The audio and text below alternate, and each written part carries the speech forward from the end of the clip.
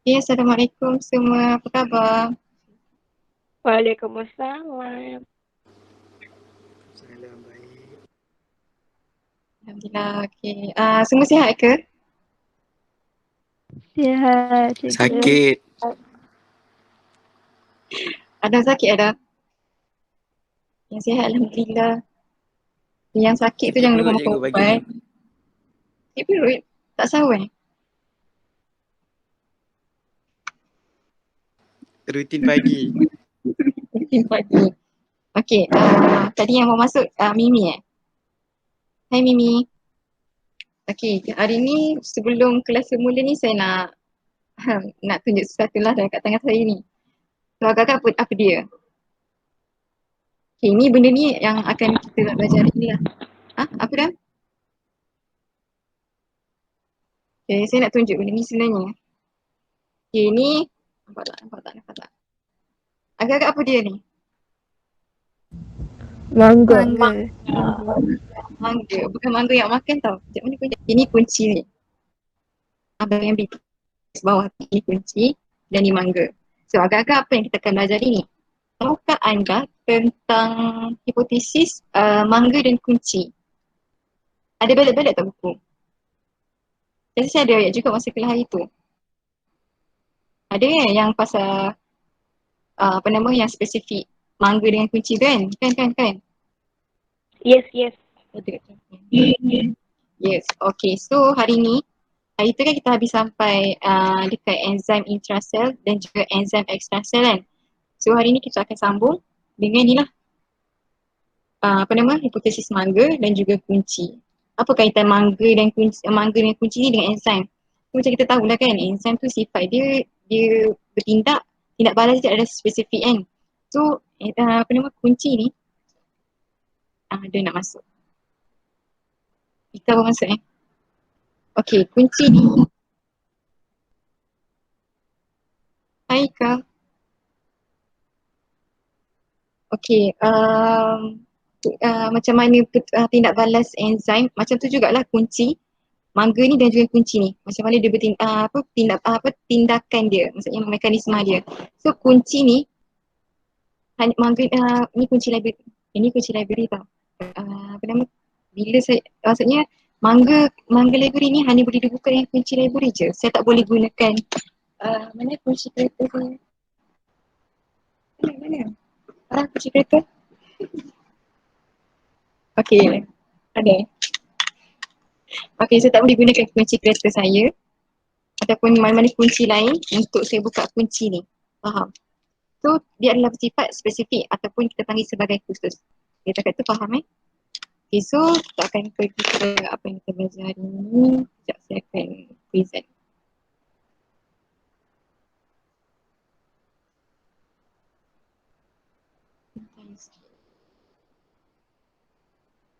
Ya, semua tahu ke minggu depan kita sekolah face to face. Yeay. Tahu. Tapi kita PKP lagi kan? Kira memang akan buka juga ke? Kan? Kita betul sebab PKP kita betul sekolah. Okay, sambung. Ada nampak ke slide cikgu? Hello? Tak dengar. Tak Anda ada nampak lagi. tak saya punya slide? Okay. Okay dah nampak dah. Tak ada. Ada dah. Alright, nice. Alhamdulillah. Okay, beradang. Thank you. Okay, berdasarkan saya tunjuk tadi tu yang mangga dengan kunci tu, okay, apa kita akan belajar ini? So hari ini kita akan belajar tentang mekanisme tindakan enzim dengan menggunakan hipotesis mangga dan juga kunci. Okay, yang kedua kita akan nak tahu tentang mekanisme tindak balas menggunakan, kita nak tafsir rajah tenaga berdasarkan mekanisme tindakan enzim. Dan yang terakhir ialah kita nak hubung kaitkan mekanisme tindakan enzim ni dengan perubahan faktor. Dia ada 4 faktor iaitu suhu, pH, kepekatan substrate dan juga kepekatan enzim. Okay, ready belakang saya nak semua buka buku teks muka surat 89. Walaupun awak nampak slide kat depan saya ni, kalau boleh refer juga awak punya buku teks. Dah. Semua dah ready ke buku teks belakang? Tisha dah? Dah, okey. Alhamdulillah. Apa-apa nanti respon dia, saya tak nampak teks juga awak ni, saya nampak slide tadi. Okey, so kita akan pergi kepada mekanisme tindakan enzim lah terlebih dahulu untuk hari ini. Okey, hipotesis mangga dan kunci. Okey, enzim ni sebenarnya untuk hipotesis mangga dan kunci. Okay, enzim ni adalah merupakan protein kompleks yang terdiri daripada rantaian polipeptida yang berlipat-lipat membentuk 3 dimensi ataupun 3D. Macam animasi 3D. Inilah contoh. Kalau awak belajar dulu kan, protein kan enzim dikatakan enzim adalah dia merupakan protein kompleks kan. Apa tu protein kompleks? Kalau tengok daripada atas ni, primary protein ni adalah protein yang daripada yang ringkas, kepada secondary ni kedua ringkas, betul yang ketiga ni lebih complicated sikit, yang keempat ni adalah kompleks, sangat kompleks. Okey. Inilah contoh dia daripada primary protein kepada secondary protein kepada tertiary protein dan yang terakhir adalah quaternary. Quaternary ni adalah protein yang kompleks lah ni. So awak boleh bezakan lah apa yang yang mana satu yang kompleks, yang lagi kompleks. Primary ni kompleks tapi quaternary lagi kompleks. Okay. Okay, dia kata bentuk 3D, enzim ni mempunyai tapak aktif yang mempunyai konfigurasi yang spesifik dan saling berpelengkap dengan molekul substrat yang spesifik. Konfigurasi spesifik ni maksudnya dia punya tempat tu, dia punya bentuk dekat tapak aktif tu adalah khusus. Maksudnya kalau kunci contohnya lah, macam kunci ni dia khusus untuk kunci ni sahaja, untuk mangga ni sahaja. Maksudnya saya tak boleh gunakan kunci kereta untuk buka mangga ni. So dia punya konfigurasi dia tak sama dia tak samalah, dia tak berpasangan dengan kunci kereta ni. Dia hanya berpasangan dengan kunci ni sahaja. So dia boleh buka. Okay, so itulah kita panggil hipotesis mangga dan kunci. Saling berpelengkap. Sama lah kan, so macam lubang ni. Berarti, okay, so yang ni boleh masuk lah kan.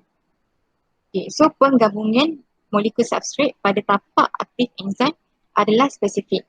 Okay, so substrat pada tapak aktif enzim ni, tapak aktif enzim tau yang kita masukkan tu adalah tapak aktif enzim. Konon-kononnya lah, analogi dia tapak aktif enzim. So dia dah spesifik lah. Kalau macam saya nak masukkan yang kereta ni, tak boleh kan. So dia tak spesifik. So dia macam dia tak compatible, dia tak sama. So tak boleh masuk. So kalau macam ni dia boleh masuk. Dia pula. Okay, seolah-olah gabungan mangga dan juga kunci. So kalau ingat enzim ni, enzim ni hipotesis mangga dan kunci. Selagi dia tak sama bentuk dan saiz, selagi tu dah dia tak boleh menjalankan tindak balas. Okay, dia kata kat sini nombor 1, substrat yang spesifik menghampiri enzim. Sekejap. Enzim ni diwakili, ni contohnya ni adalah enzim. Yang dekat lubang ni adalah tapak aktif. Yang dekat ni kunci ni adalah substrat kan. Okay, so kalau tengok dekat nombor 1 tu, dia kata substrat yang spesifik menghampiri enzim. Contohnya macam kunci ni menghampiri enzim. Ataupun mangga. Okay, lepas tu nombor 2 dia cakap substrat tu bergabung dengan tapak aktif membentuk kompleks enzim substrat. Macam ni lah. Saya masukkan kunci ke dalam ke dalam mangga. So dia adalah, kita bagi sekarang ni membentuk kompleks enzim substrat. So bila lepas tu nombor 3 tu dia cakap tindak balas berlaku. Okay, so bila tindak balas berlaku ni dan produk terhasil. Produk terhasil ni ya, kalau mangga ni dah kata buka kan. So kalau enzim ni dia akan hasilkan produk lain. So produk tu akan meninggalkan tapak aktif setelah tindak balas selesai. Okay, takat ni faham kau? Nama lagi Mimi faham Mimi? Faham. Alhamdulillah. Ini contoh. Kalau tak nampak saya buat tadi, okay, contoh key tu ataupun kunci tu adalah substrat. Enzim tu adalah mangga ataupun log. So, dia akan jadi log key kompleks lah, ataupun enzim, enzim substrat, kompleks enzim substrat. Sama juga yang ni, yang gambar key dengan log ni adalah contoh untuk hipotesis mangga dan juga kunci. Kalau yang sebelah tu dia nak tunjuk lah kalau apa nama persamaan enzim dan juga mangga dan juga kunci tadi. Sama je lah dia punya tu. Okay, ni pun sama je. Selagi tak comfortable saya tak boleh masuk. So kalau dia sama baru boleh masuk dan hasilkan produk. Ni pun sama juga. Ada tapak aktif, ada substrate. Dia punya tapak aktif adalah sama.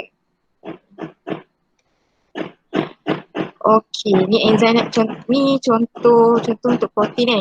Protein macam mana dia nak apa nama? Macam mana protein ni nak jadi kecil kan, protein kan ataupun polipeptida ni kan besar. Macam mana kita nak jadikan kecil dia balik? Kita nak hidrolysiskan dia balik kan.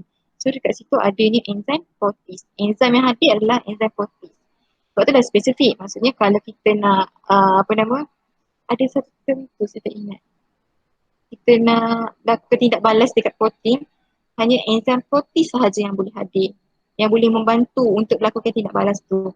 Kalau untuk karbohidrat, contoh dia adalah enzim carbohydrate. Ni sebagai contoh dah dahulu.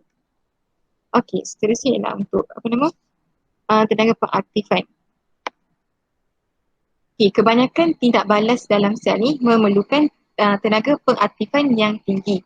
So setiap kali tindak balas berlaku dalam badan kita ni kena ada adanya kita gunakan tenaga pengaktifan yang sangat tinggi kan. Jadi tenaga pengaktifan ni adalah tenaga yang diperlukan untuk memecahkan ikatan dalam molekul substrat sebelum tindak balas boleh berlaku. So macam okay, satu contoh kan, ni amino acid kan. So dia kan bergabung membentuk ditetrat kan. So kalau kita nak melakukan tindak balas, kita kena pecahkan ikatan tu dulu. Memecahkan ikatan tu. So macam mana kita nak pecahkan? Dengan adanya kehadiran tenaga pengaktifan lah.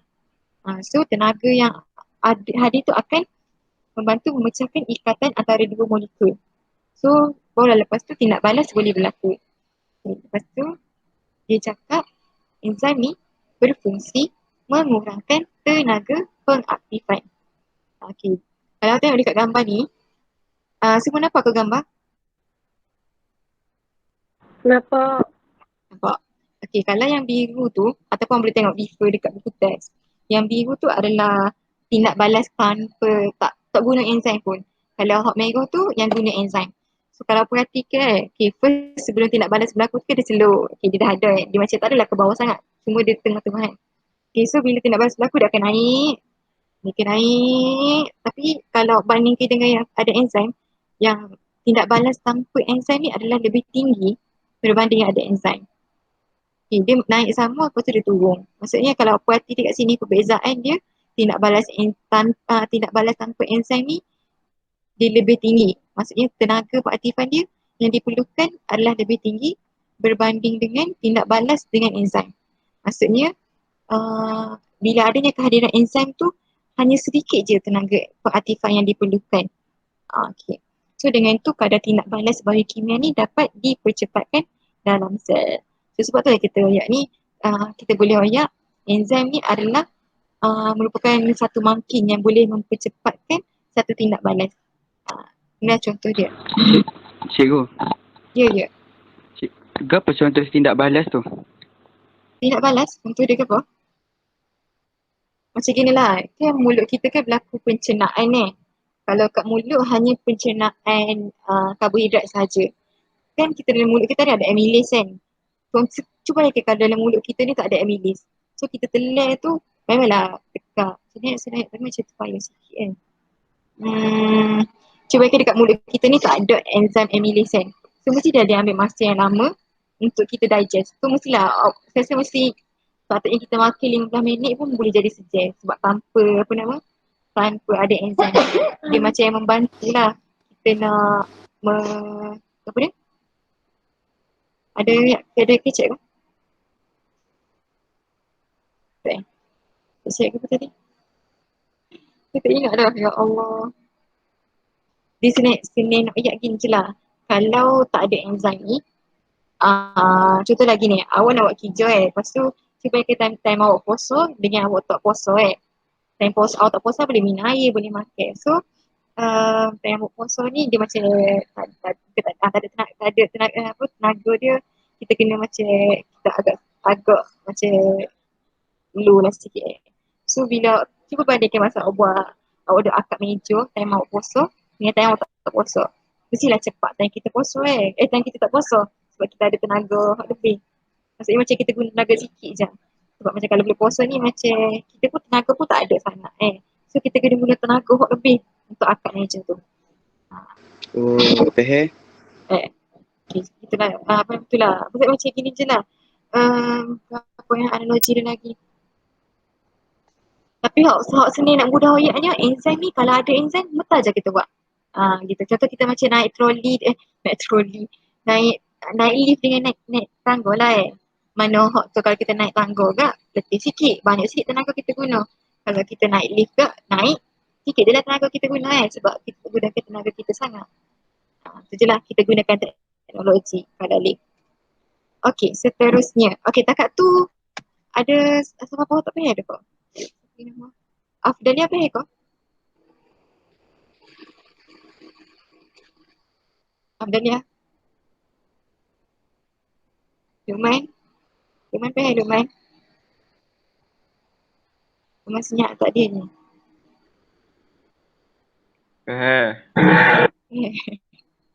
Omong tidur kau? Okay, Terusnya kita pergi kepada buku muka surat 90. Kita pergi pada mekanisme tindakan enzim dan juga perubahan faktor. Okay, macam saya tadi ke kita ada 4 faktor. Okay, apa faktor ni penting? Faktor ni yang akan mempengaruhi mekanisme tindakan enzim. So, ikatan kimia dalam enzim ni boleh diubah dengan mudah melalui perubahan kimia dan juga fizikal. Perubahan kimia ni perubahan yang kita tak nampak. Kalau perubahan fizikal ni perubahan yang kita nampak. Okey, antara faktor tersebut ialah suhu, pH, kepekatan enzim dan juga kepekatan substrate. Substrate tu dia macam kunci lain ataupun karbohidrat tadi. Okey, first kita pergi kepada kesan suhu. Okey, pada suhu yang rendah, kalau tengok daripada nombor 1 ni, nombor 1 sebelum tinggi kali ni, kan suhu yang rendah kan. Okey, suhu rendah maksudnya daripada 10, 20 kan. Okey, kadar tindak balas yang dibangkitkan enzim adalah rendah. So, tindak balas ni adalah suhu. So, semakin tinggi suhu, semakin tinggilah juga kan tindak balas. Tapi kalau tak suhu sikit, tindak balas pun sikit. Bila dekat 10, dia pun naik sikit. Bila dekat 20, dia naik sikit tindak balas kan. So, kita nak ayat sini, kalau suhu yang rendah ni, tindak balas yang dibangkitkan enzim ni adalah rendah juga. Tapi bila suhu tu semakin meningkat daripada 10, 20 kepada 30, kenapa tindak balas tu semakin meningkat kan? So, tenaga kinetik, molekul, substrate dan enzim juga turut meningkat. Kinetik dia gerak Okay, hal ini meningkatkan frekuensi pelanggaran. So, pelanggaran berkesan antara molekul, substrate dan juga enzim. Okay, dia kata tadi, bila suhu dia naik, tenaga kinetik tu akan meningkat untuk substrate dengan enzim. So, dia akan meningkatkanlah frekuensi pelanggaran antara substrate dan juga enzim. So, kadar tindak balas antara enzim dengan juga substrate tu akan meningkatlah. Ingat tak? Substrate untuk mana? Okay, ni substrate dan juga enzim. Okay. Mana dah kita tadi? So, dia akan berlanggar-langgar. So, kan adalah chances ataupun kebarangkalian untuk banyak kali berlaku tindak balas untuk enzim dengan substrate itu tadi. Okay, so kadar tindak balas antara enzim dan substrate akan meningkat. Tinggilah. So, bagi setiap kenaikan suhu sebanyak 10 darjah Celsius, kadar tindak balas yang dikawal oleh enzim akan meningkat sebanyak 2 kali ganda sehingga mencapai suhu optimum. Okey, contoh kalau dekat 10 darjah Celsius ni, kadar tindak balas dia adalah 10%.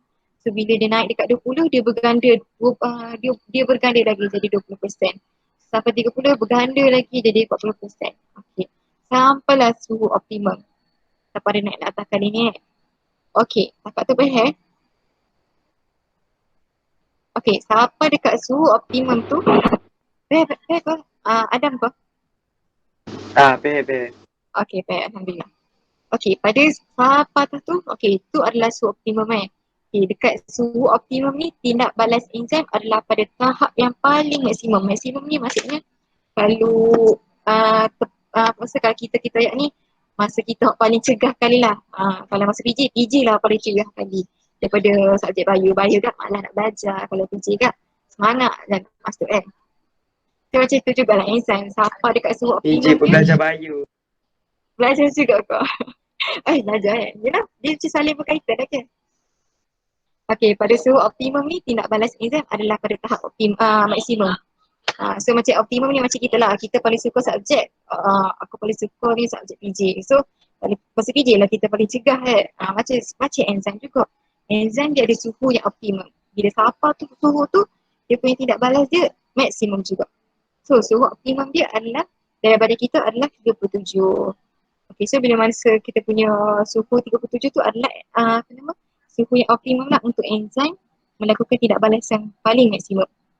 Okay, bila dah maksimum naik sampai 37 ke mesti dah 40 kan, 40, 50, 60 kan. So selepas mencapai suhu optimum, peningkatan suhu tu akan seterusnya mengurangkan aktiviti enzim yang cepat sehingga aktiviti enzim tu berhenti pada suhu 60. Dia macam enzim ni, dia tak semua macam kita lah. Kita kan dah main, macam masa PJ tu, dah sampai waktu optimum kan, kita dah main macam lelaki, main bola. Main badminton ke, main bola jaring kan. So siapa kita main-main tu, kita akan sampai tahap tu, kita dah letih kan. So peningkatan suhu, kan masa kita letih kan, kita akan berpeluh, badan kita rasa macam panas. Macam kan. So macam tu lah juga enzim. Kan tu lah aktiviti enzim ni akan semakin akan berkurangan lah. Bila semakin meningkatnya suhu, akan berkurangan aktiviti enzim sehinggalah sampai 60 tu enzim tu macam tak boleh nak hidup sangat. Dia akan ternyah asli pada suhu 60. Siapa dekat 60 tu dia akan berhenti tu. Kalau daripada 37 kat optimum, naik 40 ni macam dia dah kuat. Nampak tak dekat graf ni siapa dekat 40 ni dia turun dah. Siapa dekat 50 turun lagi. Siapa dekat 55 turun. Siapa 60 tu ni dia berhenti kan.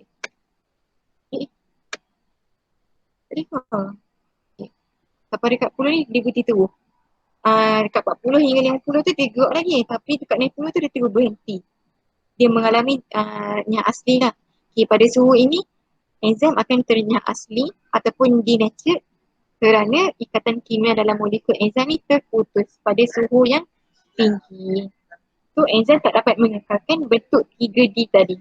So tapak enzim tu akan berubah lah. Contohnya macam ni lah. Bila suhu tu berat sangat, contohnya enzim kan. Okay, masa tu suhu tu dah naik 10 kan. So tapak aktif dekat enzim ni akan berubah. So substrate ni tadi ni tak boleh nak masuk dah. Dia jadi macam kereta juga. Tak boleh masuk juga. Sebab pun dia tak boleh masuk ni. Sebab enzim dia punya tapak aktif enzim tu telah berubah. Okay. Tak ada tak? Tak ada. Okay. Kakak tu payah ikut untuk kesan suhu.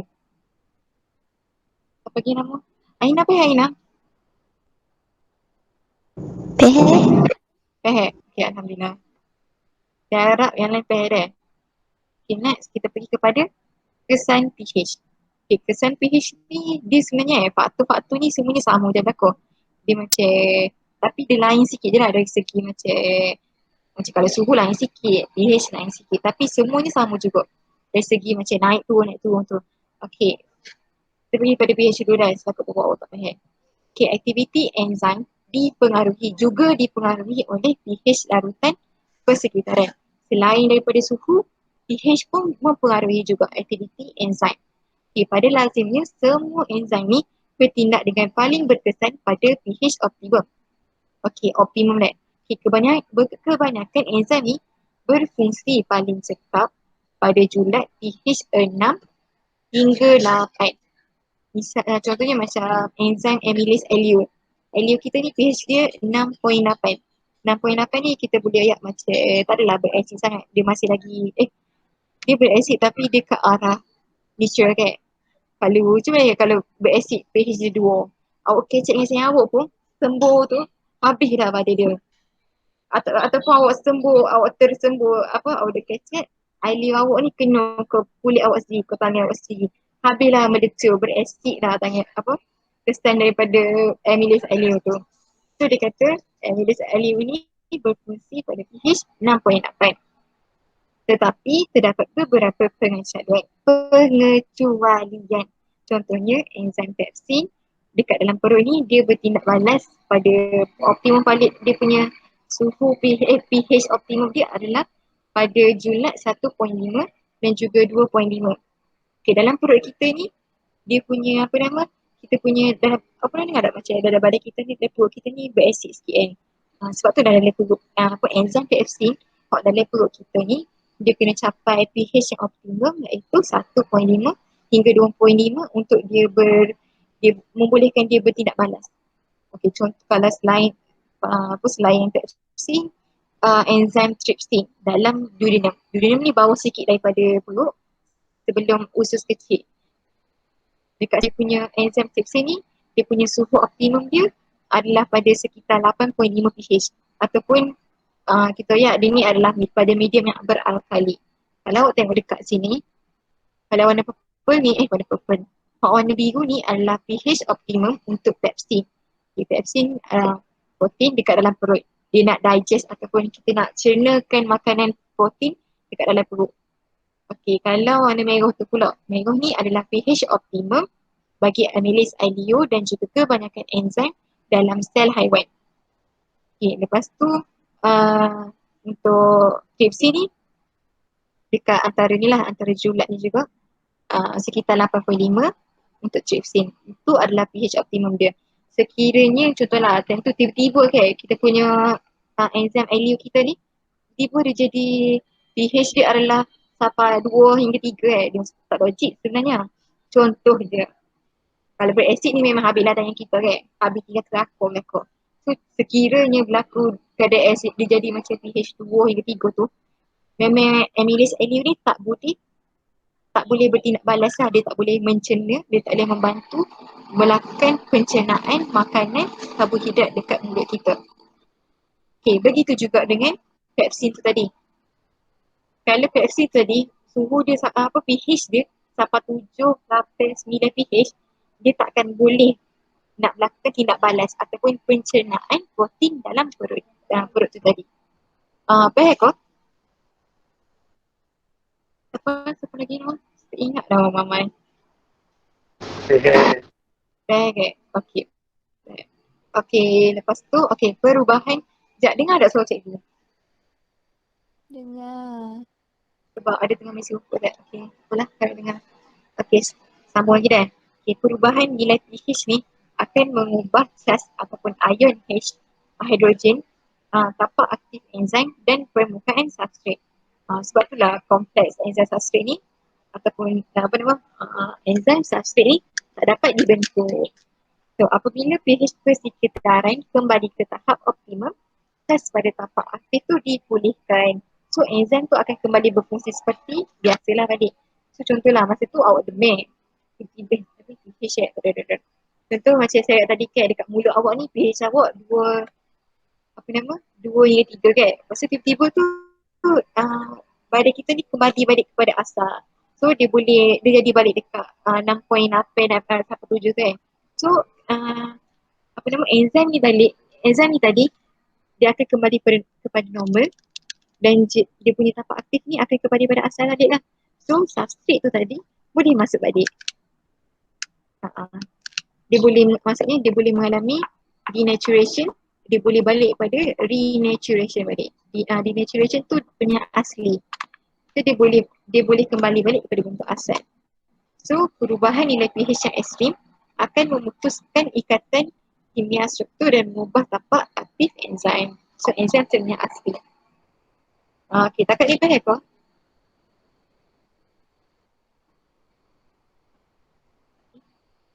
Tak ingat dah siapa nama. Atisha faham Atisha? Faham cikgu. Okay, Alhamdulillah. Tengok gambar ni molekul enzim yang normal bila mengalami punya asli, dia akan berubahlah bentuk dia ni. Ni adalah contoh molekul enzim yang ternyata asli.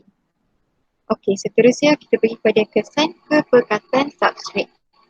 Okey, dia kata kat sini sekiranya kepekatan enzim ni ditetapkan. manakala kepekatan substrate itu ditambah. Gani nak ingat kepekatan enzim ni gini lah. Mangga awak ada mangga awak kita tetapkan ada berapa.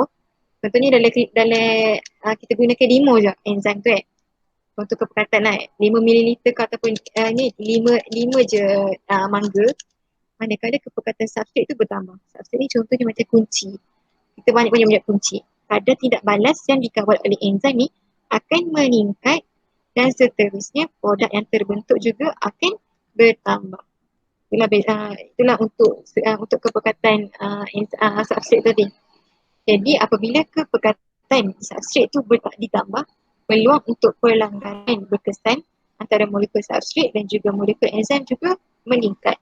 So kadar tidak balas terus meningkat sehingga mencapai tahap maksimum. Okay, so bila dah sampai tahap maksimum, kadar tindak balas ni akan menjadi malah. Jadi lah kita pergi kepada awak buat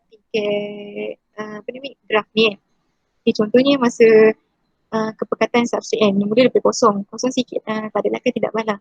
So dia naik sikit, contohnya sini 5 okay, dia naik sikit sampai 10 kepekatan substrate tu. Contoh kita tambah kunci 10 kunci. So kadar tindak balas dia 0.5. So kita tambah lagi 15. Dia naik lagi.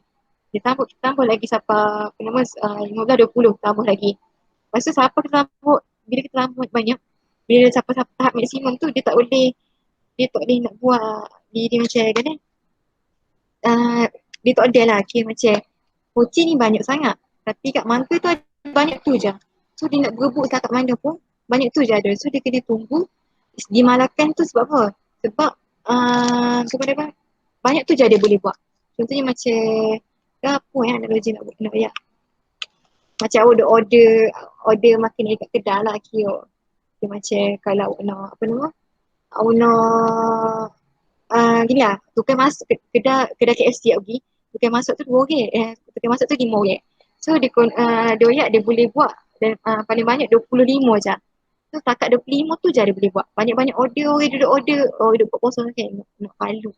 Kalau nak buka puasa ni ramai lagi daripada 20 orang, jadi 40 orang beratur. Lepas tu tambah lagi 60 orang pula beratur. Tapi hak chef tu boleh buat sampai 25 je kan boleh buat.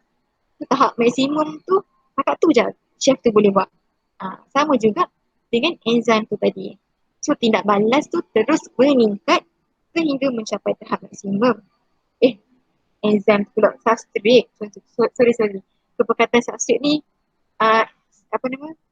chef tu lah tadi. Sorry ya Allah. Saya ingat enzim. Enzim tu sama je dah.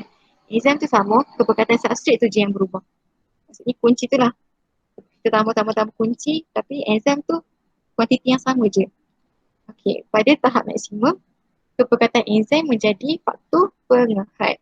Kadar tindak balas hanya dapat ditingkatkan dengan penambahan kepekatan enzim.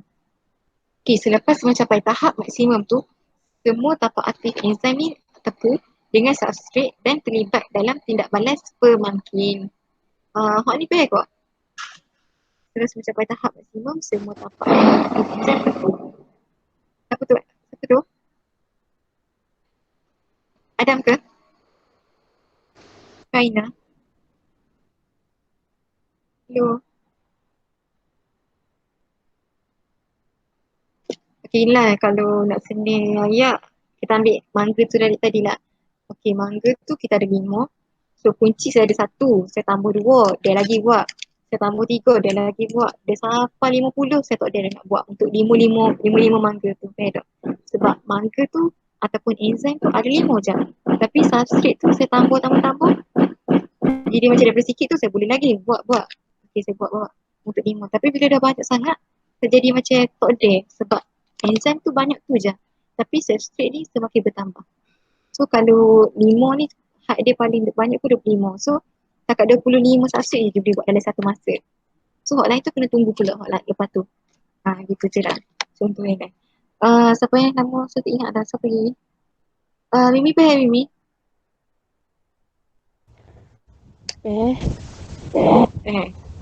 Alright. Okay, seterusnya kita pergi pada kesan kepekatan enzim. Okay, sama jugalah apa tadi tapi enzim lain sikit dia punya tu. Ya, awak kena perhati molek deh. Beza deh graf untuk enzim dan juga graf kepekatan enzim dan juga graf kepekatan substrate. Okey, kita pergi dulu dekat kepekatan enzim. Okey, apabila kepekatan enzim ni ditambah pada tindak balas enzim akan meningkat kerana kehadiran lebih banyak tapak aktif yang tersedia untuk tindakan pemangkit.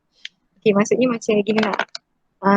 Kepekatan enzim ditambah ni contohnya cikgu, kalau tadi cikgu tambah kunci banyak-banyak kan ataupun substrate banyak-banyak. Tapi sekarang ni cikgu tambah ke mangga pula banyak-banyak ataupun enzim banyak daripada substrate ni kan. Jadi banyaklah ke tapak aktif ni. So sebab tu lah dia kata bila kepekatan enzim tu ditambah, kadar tindak balas tu akan meningkat juga sebab ada banyak tapak aktif yang hadir untuk tindakan pemangkitan. So nombor dua tu dia cakap, okay, jadi nombor satu ni nak tengok tu dia macam selari lah. Okay, semakin pekat enzim semakin tinggi lah kadar tindak balas. Sampai dah tahap maksimum tu, kita pergi pada nombor dua. Sekiranya kepekatan enzim dalam satu tindak balas tu digandakan, jumlah substrate yang ditukarkan kepada produk per unit masa digandakan dengan syarat bekalan substrate adalah berlebihan. Okay, contohnya dia ya boleh jadi graf ni akan pergi straight juga. Maksudnya kepekatan enzim ni akan selari lah dengan kadar tindak balas. Contohnya kalau 0.5 kepekatan enzim, so 0.5 juga untuk kadar tindak balas. Tetapi dengan syarat jumlah substrate yang ditukarkan kepada produk per unit masa digandakan dengan syarat bekalan substrate adalah berlebihan. So kalau dia boleh tindak balas dia boleh banyak kalau substrate dia digandakan dalam masa yang ditetapkan juga lah. Masa pun digandakan juga. Tapi graf ni boleh jadi dia melintas, dia mendata ataupun malah macam graf ni balik lah. Macam graf kepekatan substrate. Sekiranya pada tahap maksimum kepekatan substrate menjadi faktor penghad. Kalau macam tadi enzim tu yang menjadi faktor penghad. Kalau macam untuk kesan kepekatan enzim ni, substrate pula yang jadi faktor penghad. Kadar tindak balas hanya boleh ditingkatkan dengan penambahan substrate. Maksud kepekatan substrate menjadi faktor penghad ni macam inilah, kunci ni ataupun enzim ni banyak sebab banyak enzim ataupun kunci mangga sehingga kan macam kunci ni terlampau sikit untuk macam nak sikit sangat lah untuk tu. Sebab tu lah dia jadi macam kepekatan substrate ni menjadi faktor penghad. Sebab tu lah substrate ni dia kena banyak juga supaya enzim tu tidak balas tu pun boleh digandakan. Macam nombor dua tadi, kalau kita gandakan kepekatan substrate, kita boleh gandakan lah, kita boleh tingkatkan kadar tindak balas. Kok ni, Lukman?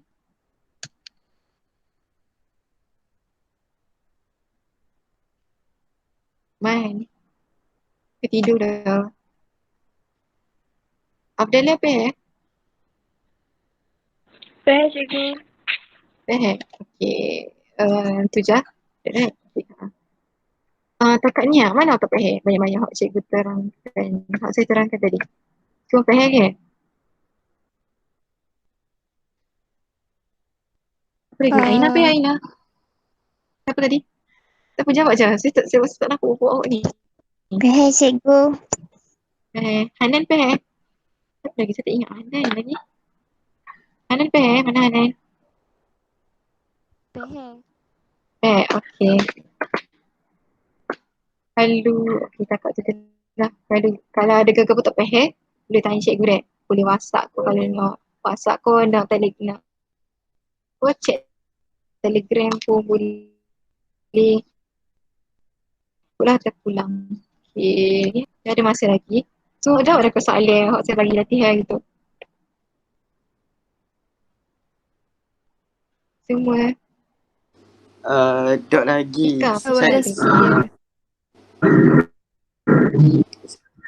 Dok lagi? Tak. Tunggu Print lagi cikgu. Dia bagi hari Isnin kot. Tak print. Lepas ni saya Ayah kau kalau nak print. Yelah, mana untuk print lagi ni nanti tanda dah. Kita discuss dulu boleh tak? Kau dapat dah jawapan untuk ni. Alright. Exam ni, tengok aku salah lagi dah. Masuk sampai bab 5 dah. Tak, saya. Tak payah ayatnya. Okay, kita bincang soalan. Saya kena edit video lepas ni. Okay, soalan nombor 1. Siapa nak jawab? Salah.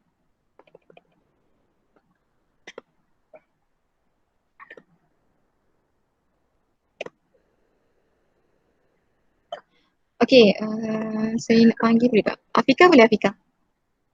Apakah maksud ni daripada hok bab 1 deh? Daripada hok awal-awal kita belajar daripada 5.1. Okay, apakah maksud metabolism?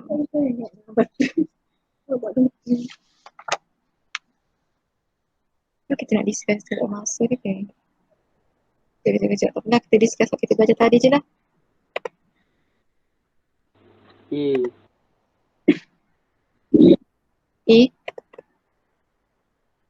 Kejap kejap.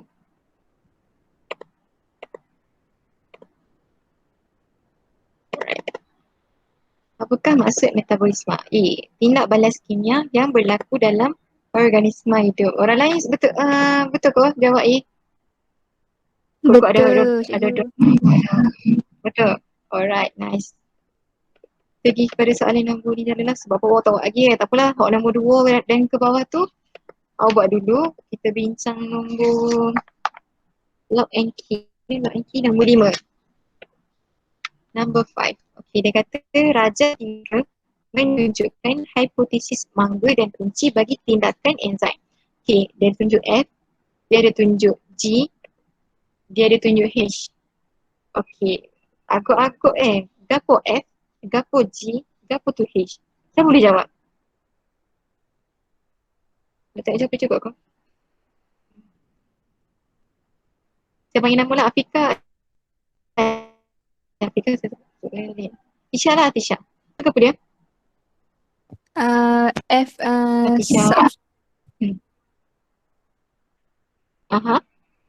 F adalah substrate. Okay, bagus. Kalau G, siapa saya panggil? Mimi? G?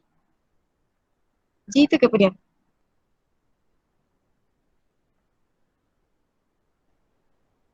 Mana dah jawab? G adalah pilihan jawapan A, B, C, D is complex enzyme substrate, B hasil, C complex enzyme substrate, D substrate juga. So jawapan ini G tu adalah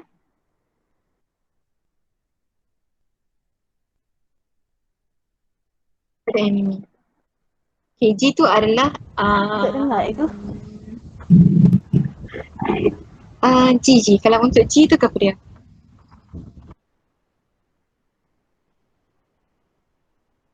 Okay, mana lah? Complex enzyme. Okay, complex enzyme substrate. Okay, Adam. Okay, kalau H adalah hasil. So jawapan dia adalah E lain. Sebab F tu mewakili substrate. G tu mewakili complex enzyme substrate dan H tu adalah mewakili hasil. Nombor 6 pun lock and key juga. Sama je ni, menunjukkan penguraian. Tapi exam agak susah dalam exam ni. Okay, kita pergi soalan nombor 7. Jelas soalan nombor 7 last. Soalan nombor 7 dia cakap Raja 5 menunjukkan kesan suhu ke atas kadar tindak balas enzim. Okay, kalau tengok bawah yang apa nama? Yang di bawah ni, bawah graf ni adalah suhu. Yang di atas graf ni adalah kadar tindak balas enzim. Okey, berdasarkan rajah 5 di atas, pilih pernyataan yang betul. Okay, kalau A dia cakap apabila suhu berkurang, kadar tindak balas enzim bertambah. Kalau yang B dia kata apabila suhu bertambah, kadar tindak balas enzim berkurang. Untuk C, apabila suhu melebihi optimum, kadar tindak balas enzim berkurang. Untuk D, apabila suhu optimum, kadar tindak balas enzim adalah minimum. Hanin dia jawab.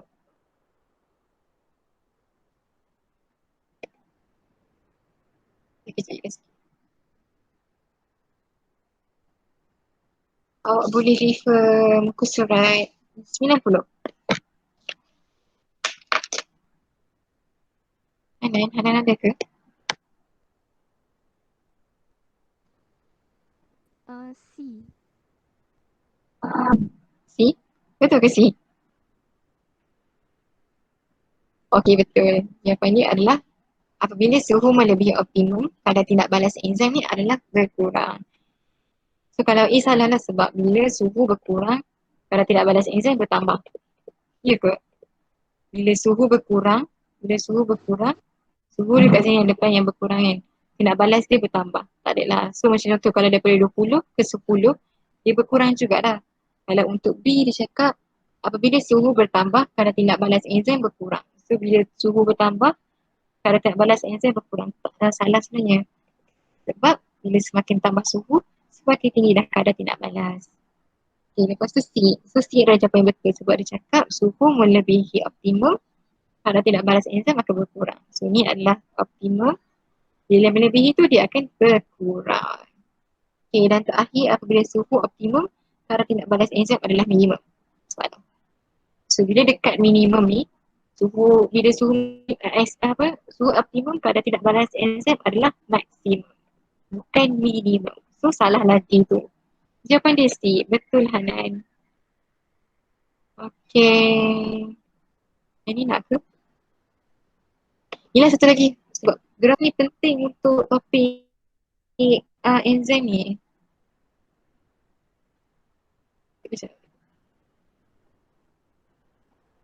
Okay, nombor 8. Last nombor 8. Irajah 6 menunjukkan aras tenaga semasa satu tindak balas enzim. Okay, dekat kita dah tunjuk gambar graf kan. Ada A, ada B, ada C dan ada juga ada B kan. Dia cakap antara aras A, B dan juga A, B, C, D yang manakah menunjukkan tenaga pengaktifan dengan enzim. Siapa ingat ataupun siapa tahu yang mana satu menunjukkan tenaga pengaktifan dengan enzim? A ke? C. B ke? C. C. Betul. C. Siapa yang jawab ni? Siapa yang jawab? Syamimi. Syamimi. Okay, Azmi. Syamimi. Betul. Ha? Azmi? Azmi. Azmi. Okay. Kita nak bawa Azmi. Okay, sorry.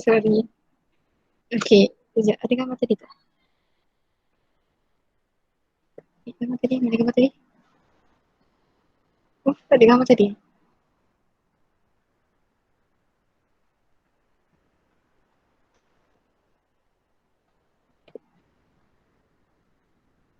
Sekejap.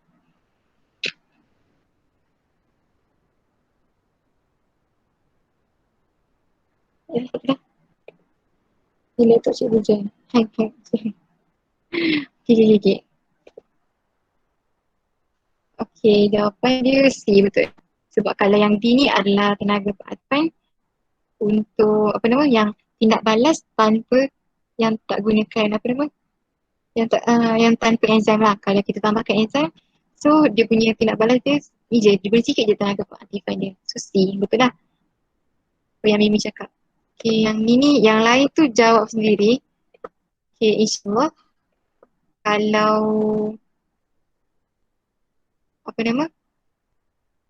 kalau jadi betul minggu depan ni Pak, kita discusskan soalan ni untuk hari Isnin Isnin kita akan bincang. Boleh ke? Boleh, cikgu. Boleh. Alright. Nanti siapkan kalau tak faham ke apa, kat group tak apa. Boleh lah orang lain tahu sekali. Kau nak terus jawab saya nak bagi. Siapa dah siap sebelum tarikh tu. Apa kan nak? Siapa dah? Bicara kot. Bicara. Okay, kita bicara nanti hari Isnin ni dah. Sebab kita ada lagi 3 sampai kita bincang yang untuk aplikasi 5.3. Okay, so kesimpulan sebelum nak habis kelas ni. Jadi kelas apa lagi?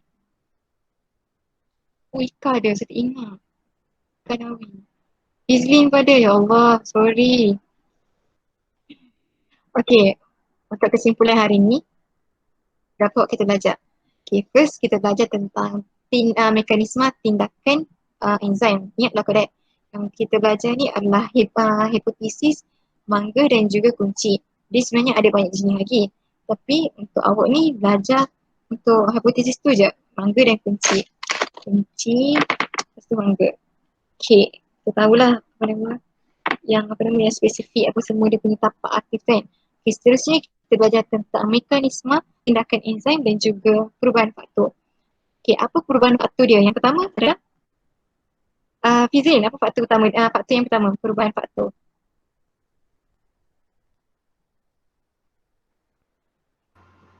Kesan Fizrin. suhu. Okey, kesan suhu. Yang kedua, Ika Nawi. Perubahan faktor. Kesan pH. Apa dia?